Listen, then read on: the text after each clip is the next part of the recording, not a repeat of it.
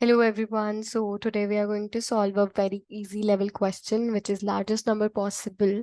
So why we are solving this question? क्योंकि this is a easy level question. This can be solved by brute force, but इसमें एक concept था, which is a very basic concept, but उसको एक question के अंदर देखना is a cool thing. So we're going to do that.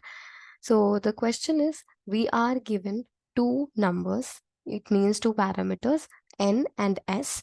So we have to find the largest number that can be formed with n digits whose sum of digits should be equal to s. Return -1 if it is not possible.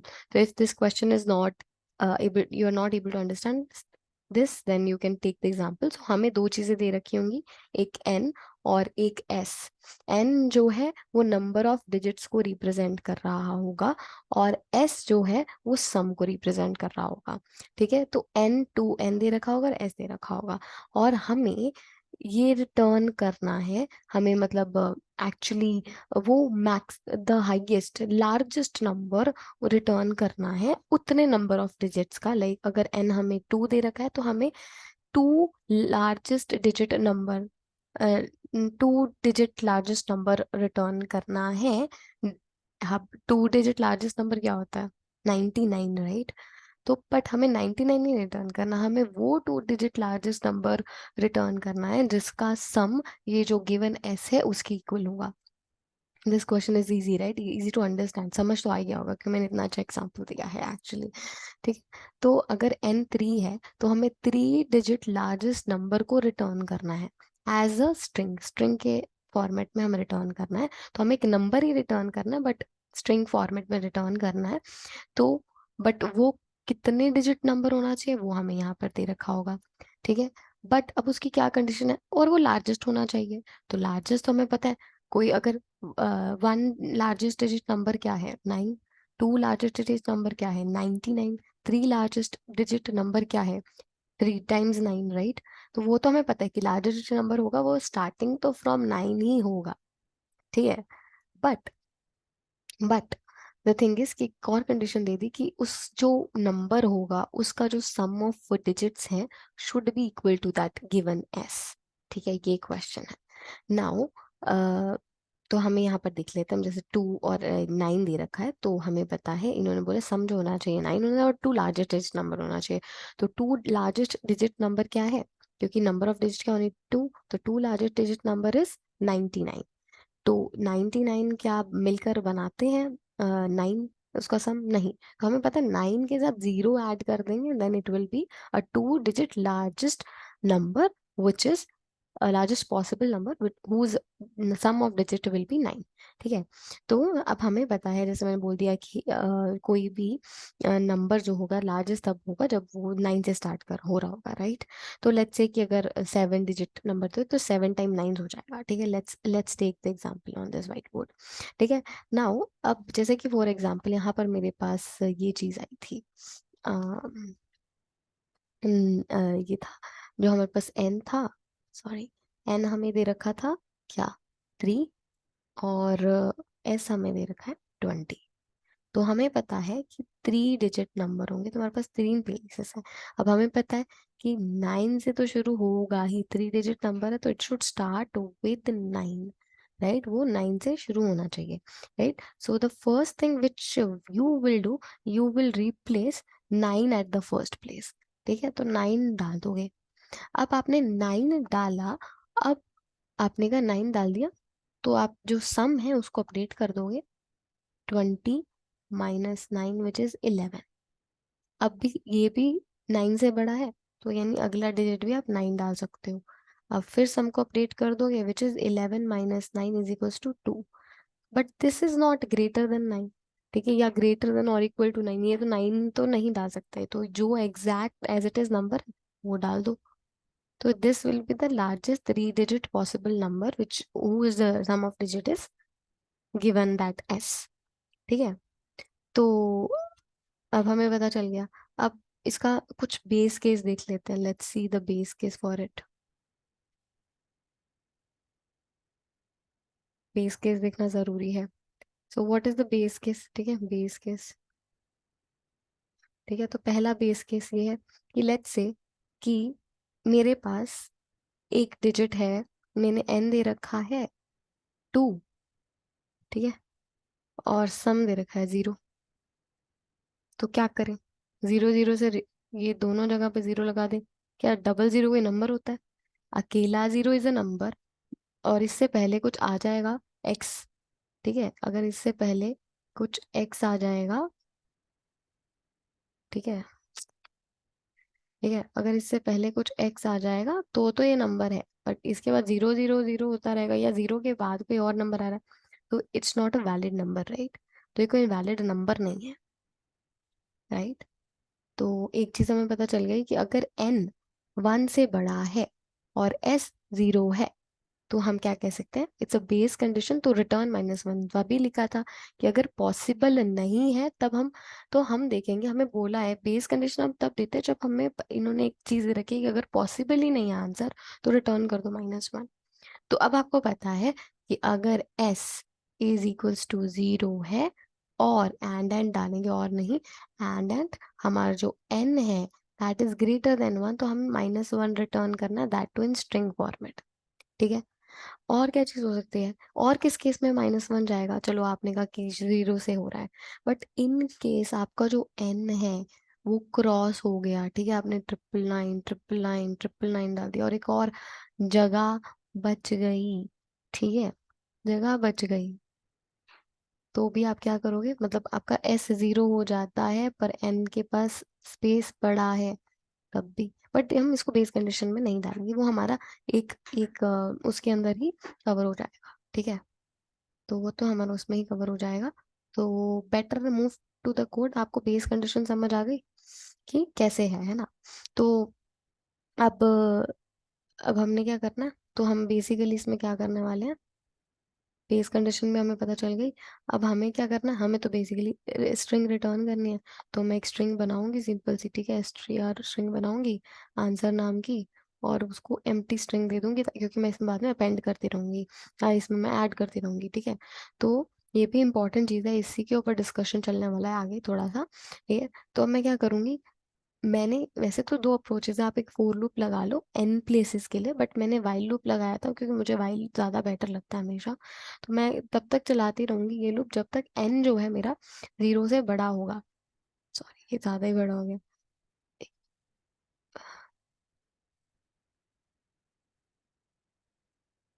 Sorry.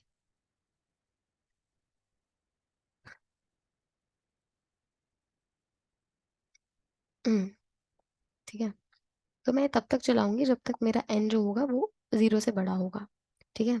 N जो है मेरा 0 से बड़ा होगा, मैं तब तक एक लूप चलाऊंगी और एन को डिक्रीज करते जाऊंगी, क्योंकि कई लोगों ने मैंने देखा है कि फोर लूप लगाया, बट मेरे को वाइल ज्यादा बेटर लगता है, टू बी वेरी ऑनेस्ट। तो अब मुझे पता है कि अगर यहाँ पर एस जो है मेरा 9 या 9 से बड़ा है, तो मैं क्या करती रहूंगी, मैं सीधा आंसर जो मेरा बनेगा उसके अंदर अपेंड करूंगी 9 को, ठीक है, 9 को मैं अपेंड कर दूंगी, ऐड कर दूंगी, कंकैटिनेट कर दूंगी, ठीक है, समझ गए।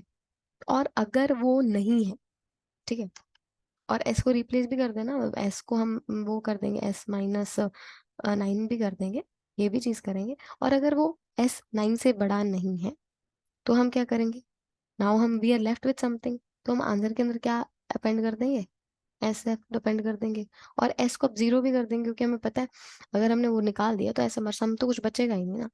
सो अब क्या है, जब हम ये चीज कर रहे होंगे तो हम इसके अंदर, मेरे को तो वैसे ही सिंपल अपेंड करना ज्यादा बेटर लगता है, बट स्टिल सही, कई लोग क्या करते हैं, दे यूज द एस का वैल्यू, आप कैसे उसको करेक्ट, वो करेक्टर में कन्वर्ट करते हैं। तो जो 0 का एस का वैल्यू होता है 48, तो उसको कन्वर्ट करने के लिए 48 प्लस एस कर देंगे, और उसके बाद उसको CHAR कर देंगे, क्या वो कर देंगे आंसर, क्योंकि हमारी स्ट्रिंग थी, बट आप सीधा भी एस के साथ जावा में कर सकते हो अपेंड एक्चुअली, ठीक है। नाउ इन लास्ट, ठीक है, वन एज केस जो हमारा पास बचता है, जैसे कि एस जो है हमारा one last case, edge case जो बनता है वो भी हम कवर कर लेते हैं, उसके बाद will do this code, okay. तो अब हमारे पास जो लास्ट एज केस, ठीक है, एज केस बना लेते हैं इसको, एज केस, ठीक है। तो एज केस क्या है हमारा, एस जैसे कि 20 है, और n जो है 2 है। तो फिर हमारा 9 9 ये वही चीज़ हो गई ना, n बढ़ गया, ये चीज़ भी मैंने बता दी थी पहले ही। तो आप नहीं कर सकते ना इसको, तो अब हम क्या करेंगे, अब जब हमने वो फोर लूप चलाया था जिसमें हमने कहा अगर n 9 से बड़ा है तो आंसर में 9 अपेंड कर दो, अगर s 9 से बड़ा है इक्वल है तो उसमें 9 अपेंड कर दो आंसर की स्ट्रिंग में, और अगर वो 9 से छोटा है एल्स की कंडीशन लगा दी थी तो हमने उसको सीधा अपेंड कर दिया।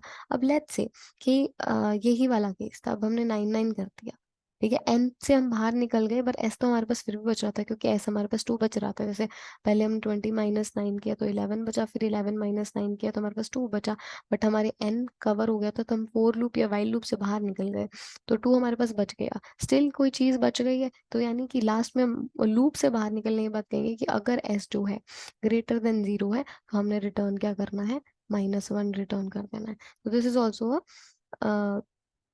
देखिए ना, ये सॉल्यूशन हो जाएगा। तो हम इसको पहले कोड कर लेते हैं, ठीक है, और फिर मैं आपको दिखाऊंगी कि एक्चुअली में अभी इस कोड के साथ क्या इशू होने वाला है, क्या ये वैलिड है कि नहीं, चलेगा अभी क्या नहीं चलेगा, ठीक है। तो मैं इसके अंदर क्या करती हूँ, मुझे स्ट्रिंग चाहिए, पहले तो मेरे को जो आंसर चाहिए मैं उसको रिटर्न करूंगी, तो मैंने ये बना लिया है। अब क्या करेंगे, मैंने वाइल लूप बनाना, आप कोई फोर लूप चलाना तो फोर लूप भी चला सकते हो, तो मैं करूंगी वाइल जो मेरा एन है वो ग्रेटर देन 0 है, तो मैं क्या करूंगी, फिर मैं चेक करूंगी, ठीक है। अब मैं क्या करूंगी, अगर अब मेरा एस जो है वो ग्रेटर देन या इक्वल टू 9 है, तो मैं क्या करूंगी, आंसर के अंदर जो आंसर है प्लस इक्वल ऐसा 9 एज अ स्ट्रिंग में ऐड कर दूंगी, ठीक है, सॉरी, ठीक है। और मेरा जो एस है उसको भी अपडेट कर दूंगी, मैंने देखा था ना अपडेट करना, उसमें से 9 करके जो अपडेट हुआ। और अगर वो नहीं है, एस छोटा है 9 से, तो हम उसको एज इट इज यूज करेंगे, आंसर प्लस इक्वल एस, ठीक है, और एस को अब हम 0 कर देंगे क्योंकि अब तो खत्म हो गया, क्योंकि हमने उसमें से निकाल लिया। अब इन केस एस नहीं, जैसे एन हमारे पास कम पड़ गए थे और एस हमारे पास ज्यादा फिर भी कुछ बच रहा था, तो हम क्या करेंगे, जैसे कि फॉर एग्जांपल मैं इसको ड्राई रन करके देख लेते हैं कि जैसे वो था मेरा, मान लो एन मैंने 2 दे रखा होता और जो एस था वो 20 ही था, तो मैं क्या करूंगी, पहले देखूंगी एस क्या है, मेरा 20 है, 9 से बड़ा है, तो हम क्या करूंगे, आंसर में जो 9 ऐड कर दूंगी और सम में से 9 माइनस कर दूंगी, एस रह जाएगा 11, आंसर में 9 आ चुका है। अब दूसरा खाना एक और बचा है, तो वाइल एन माइनस माइनस भी करूंगी यहाँ पर आकर, क्योंकि एक बार वो एक लूप हो गया तो एन माइनस माइनस। अब एन मेरा रह गया एक, यानी एक ही प्लेस खाली रह गया। अब एस की वैल्यू मेरे पास 11 थी, ग्रेटर देन 9 है, राइट इट इज, तो फिर हम आंसर में फिर 9 ऐड कर दूंगी, विच इज 9 पहले था, दूसरे प्लेस पे भी 9 आ गया, एस को अपडेट कर देंगे हम 2 से, ठीक है। अब क्या है, फिर एन माइनस माइनस हो गया, 1 था, अब 0 हो जाएगा, 0 से बड़ा है, 0 के 0 से बड़ा होता है, नहीं होता तो हम बाहर आएंगे, बट अभी भी एस हमारे पास पड़ा है 2, यानी कि ये जो हमारा 2 डिजिट नंबर है लार्जेस्ट, वो हमारे सम को सेटिस्फाई नहीं कर रहा, तो हम ये लगाएंगे condition, if S is greater than 0, हम रिटर्न कर देंगे एज अ -1, ये हमारी आंसर है। और एल्स क्या, आंसर तो अपने आप रिटर्न होगा ही। हमारे पास जो बेस कंडीशन थी कि एस हमारा 0 है और एन जो है हमारा ग्रेटर देन 1 है, वो भी हमने क्या करना है, एज रिटर्न करनी है -1 स्ट्रिंग, ठीक है। ये हो गया हमारा, इसको हम कर देते हैं कंपाइल एंड रन, ये वर्क करेगा सॉल्यूशन, ठीक है, फॉर श्योर वर्क करेगा। अब हम इसको सबमिट करते हैं, सबमिट क्या वर्क करेगा, लेट्स सी, नहीं करेगा, मैं बता रही हूँ एक्चुअली नहीं करेगा, यही चीज देखने वाली है, मतलब कुछ केसेस पास हो जाएंगे बट स्टिल 1054 ये केसेस पास हो गए, टीएलई आ गया। अब ये टीएलई आने का रीजन क्या है, ओके, सो दिस टीएलई, ये टीएलई का रीजन है क्योंकि क्योंकि हमारे पास जो कंस्ट्रेंट दे रखे हैं, the constraint, let us see the constraint, वो हमें दे रखे 10⁴, ठीक है। अब मैंने आपको कहा था कि instead of while loop you can use for loop as well, तो वो n तक चलेगा, यानी 10⁴ तक चलेगा, ठीक है। तो 10⁴ तक अगर हम चलाते हैं, ठीक है, 10⁴ तक अगर हम लूप को चलाते हैं, तो आप कहोगे कि 10⁴ टीएलए नहीं थ्रो करना चाहिए, क्योंकि 10⁸ होती है हमारी टाइम लिमिट का जो रीजन है, टीएलई आने का रीजन 10⁸ जब क्रॉस कर जाता है तब होता है, राइट। तो ये तो 10⁴ होना चाहिए, बट नहीं, क्योंकि हम यहाँ पर एक स्ट्रिंग ले रहे हैं, आंसर एज अ स्ट्रिंग बना रहे हैं, तो स्ट्रिंग का क्या सीन होता है, let me tell you that, ठीक है। तो स्ट्रिंग में क्या होता है, इफ यू हैव स्ट्रिंग, ठीक है, स्ट्रिंग क्या होता है, ये इम्यूटेबल होते हैं, इम्यूटेबल। ये बहुत ही सिंपल और सिंपल कंसेप्ट है म्यूटेबल इम्यूटेबल का, स्ट्रिंग और स्ट्रिंग बिल्डर की डिफरेंस का, राइट। हम कहते हैं स्ट्रिंग इम्यूटेबल होती है और स्ट्रिंग बिल्डर म्यूटेबल होता है। तो स्ट्रिंग जो होती है इम्यूटेबल होती है, तो यानी कि अगर आप एक स्ट्रिंग के अंदर कुछ ऐड करते हो, राइट, ये है, इसमें आप कुछ एक नया ऐड करते हो, तो वो एक नई स्ट्रिंग बना लेता है। तो वो सबको दोबारा क्या करता है, इवैल्यूएट करता है। तो यानी वो एक बार, ये अब आपको एक बार एक कांस्टेंट को ही इवैल्यूएट इवैल्यूएट नहीं करेगा, वो ये चार वाली को भी करेगा, तो टोटल इसकी 5 हो जाएगी। तो जितने नंबर ऑफ आप ऐड करते जाओगे, जितने नंबर ऑफ प्लेसेस को या करेक्टर्स को आप वो करोगे, विजिट करोगे, उतनी टाइम कॉम्प्लेक्सिटी होगी। तो फॉर एग्जाम्पल,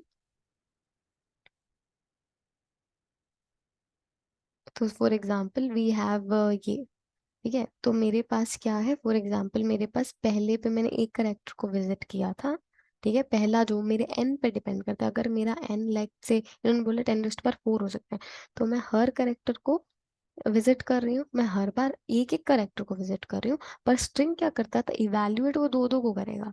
मतलब पहले मैंने n1 को किया, तो उसने स्ट्रिंग को इवैल्यूएट किया एक बार, फिर जब मैं दूसरे प्लेस पर आई, तो उसने दो को इवैल्यूएट किया, दो को। तो यानी पहले पहले प्लेस पर विजिट किया तो उसने एक बार इवैल्यूएट किया, दूसरे प्लेस को विजिट किया तो 2 बार इवैल्यूएशन किया दोनों प्लेसेस का। तीसरे प्लेस को विजिट करूंगी तो 3 बार इवैल्यूएशन होगा, एक बार इसका, एक बार इसका, एक बार इसका, ठीक है। और ऐसे ही करते कर मैं 10⁻⁴ जो वाले 10⁻⁴, यानी कि 10,000 प्लेस पर जो वो होगा, जो भी उसको मैं जब उस प्लेस को विजिट करूंगी, तो ये उससे पहले वाले सबको भी वो करेगा, एवेलुएट करेगा। तो ये हो जाएगा सम ऑफ एन नंबर, जिसका फॉर्मूला होता है n into n+1 divided by 2, which is 10⁻⁴, 10⁻⁴ plus 1 divided by 2, sorry 2, which is approximately equals to 10⁻⁸ तो TLE तो आएगा। तो इस वजह से हम क्या यूज करेंगे, instead of string we will use string builder class. और स्ट्रिंग बिल्डर क्या करता है, वो हर बार नया नहीं बनाता, वो पुराने को एडिट करता है। तो उससे क्या होगा, स्ट्रिंग बिल्डर क्या करेगा, वो हर बार विजिट करने की एक कांस्टेंट टाइम कॉम्प्लेक्सिटी होती है। तो 10⁻⁴ बार विजिट करेंगे तो 10⁻⁴ ही कॉम्प्लेक्सिटी होगी, टाइम कॉम्प्लेक्सिटी। तो ये हमारा फाइनल यूज हो सकता है, मतलब ठीक है। तो अब मैं अगर इसको इंस्टेड ऑफ स्ट्रिंग, मैं इसको कर दूंगी स्ट्रिंग बिल्डर, ओके। और इसको हम एक क्लास अच्छी बनानी है, तो इसको थोड़ा ऐसे कर देते हैं, कूल, ओके। और हमें अपेंड करना है, तो मैं instead of doing this answer dot append कर दूंगी, कूल। और इसको भी आंसर डॉट अपेंड कर दूंगी, ठीक है। और आंसर तो हमें एज स्ट्रिंग रिटर्न करना है, तो ये तो स्ट्रिंग बिल्डर है, तो टू स्ट्रिंग वाला फंक्शन लगा दूंगी। अब मैं इसको सीधा सबमिट करती हूँ,